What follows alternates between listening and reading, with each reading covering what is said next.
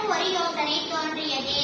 எங்களின் ஐடியா பயனுள்ளதாக இருக்கும் என்று நாங்கள் நம்புகிறோம். அதாவது 4 வழி சாலையின் நடுவில் 5 அடி விட்டமுள்ள ஒரு சிமெண்ட் குழாய் பைப்பை பொருத்த வேண்டும். குழாயின் இருபுறமும் அடியில் 1 அடி இடைவெளியில்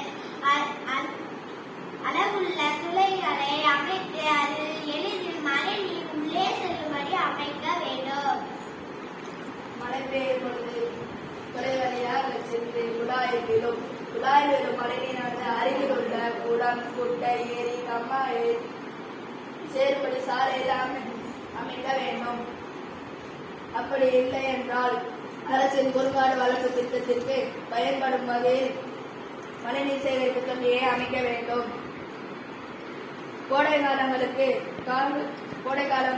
காடுகளுக்கு பயன்படும் இந்த தார்ச்சாலையில் விழும் மழைநீர் அனைத்தும் சேகரித்து நிலத்தடி நீர்மட்டத்தை உயர்த்தலாம்.